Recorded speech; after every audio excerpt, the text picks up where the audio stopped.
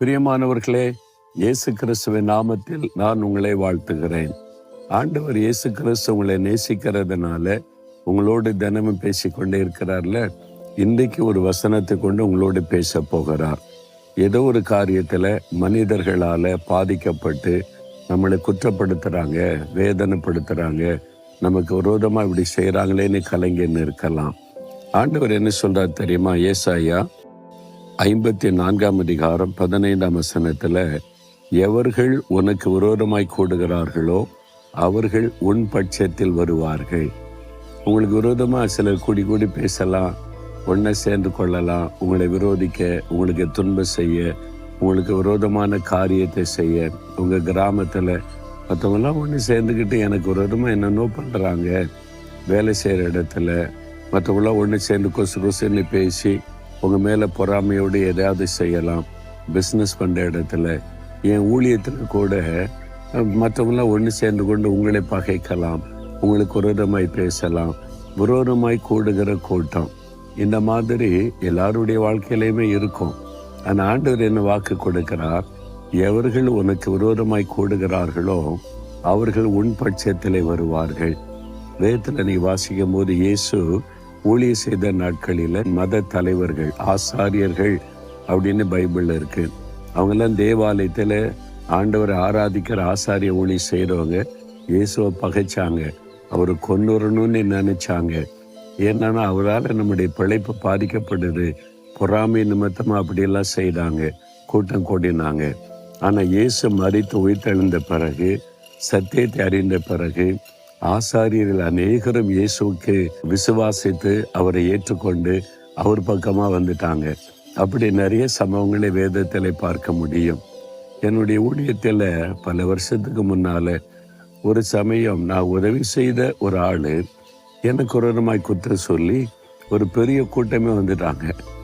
வழக்கு பேசுவதற்கு என்னை குற்றப்படுத்தி எனக்கு விரோதமாய் பேச சிலர் கடினமான வார்த்தைலாம் பேசினாங்க.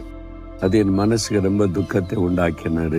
நம்ம நன்மை செய்யதானே போனோம், ஆனால் நமக்கு விரோதமாக இவ்வளோ பெரிய கூட்டம் கூடிட்டாங்க, நம்மளை குற்றப்படுத்துகிறாங்களேன்னு மனசுக்கு ஒரு வேதனை எனக்கு இருந்தது. தேவன் உண்மையை அறிவார் என்று ஜெபித்து கொண்டே பொறுமையாக நான் சகித்து கொண்டேன். கொஞ்ச நாள் கழித்து அதே ஆட்கள்லாம் வந்தாங்க. நாங்கள் உங்களை தவறாய் புரிந்து கொண்டோம், இப்போதான் உண்மை தெரிய வந்தது, நீங்கள் நன்மை செய்கிறோம், அந்த ஆள் நன்றி கட்டுவராக போயிட்டாரே, நாங்கள் இப்போ தான் உண்மையை புரிந்து கொண்டு எங்களை மன்னித்து கொள்ளுங்கன்னு கூட்டமாக வந்து மன்னிப்பு கேட்டு அதன் பிறகு எனக்கு உதவி செய்கிறவளாய் மாறிவிட்டார்கள். விரோதித்தவர்கள் காரியத்தை விளங்கி கொண்டு என் பட்சமாய் வந்து விட்டார்கள். இதுதான் வேதம் சொல்லுகிற சத்தியம். இது மாதிரி பல இடத்துல நடந்திருக்கிறது. ஆரம்பத்தில் என்னை திட்டின ஊழியக்காரங்கெல்லாம் ரொம்ப அன்பு காட்ட ஆரம்பித்தாங்க. பகைத்த ஊழியக்காரங்க கூட நேசிக்க ஆரம்பித்தாங்க.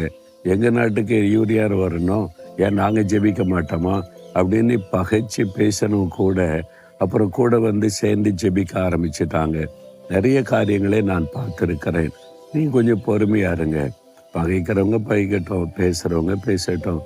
பொறாமையினால் ஏதாவது சொல்லணும்னு பேசுவாங்க, குற்றப்படுத்துவாங்க. ஏன் உங்கள் வீட்டுக்குள்ளேயே உங்களுக்கு விரோதமாக 2-3 பேர் ஒன்றா கூடிக்கொண்டு உங்களுக்கு விரோதமான காரியத்தை செய்யக்கூடும். ஏன் நம்மளை பகைக்கிறாங்க, ஏன் இந்த மாதிரி பேசுகிறாங்கன்னு உங்களுக்கு விளங்கி கொள்ள முடியாது. ஆனால் ஒன்றை அறிந்து கொள்ளுங்க, உங்களுக்கு விரோதமாக எழும்பினவர்கள் உங்கள் பட்சத்தில் வருவாங்க, உங்கள் சைடுக்கு வருவாங்க அப்படின்னு ஆண்டவர் சொல்லுகிறார். நீங்கள் அவங்கள மன்னிச்சு கொஞ்ச நாள் பொறுமையாக இருந்தீங்கன்னா ஆண்டவர் சூழ்நிலையை மாற்றிடுவார். இதுக்கால சோர்ந்து போய் ஐயோ இப்படி பண்ணிட்டாங்களே, இப்படி பண்ணிட்டாங்களே, நன்றி கட்டவங்களா போயிட்டாங்களே அப்படிலாம் பேசாதுங்க. மனுஷங்க அப்படி தான் இருப்பாங்க.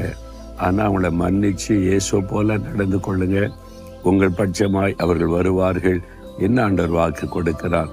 இப்போ ஜெபிக்கிறீங்களா? ஆண்டவரே, என்னை பகைக்கிற மக்கள், எனக்கு விரோதமாய் கூட்டம் போடுற மக்களுக்காக கூட நான் உம்மை ஸ்தோத்தரிக்கிறேன், நன்றி செலுத்துகிறேன். நீர் வாக்கு கொடுத்தபடி அவர்கள் என் பட்சமாய் வருவார்கள் என்று விசுவாசிக்கிறேன்.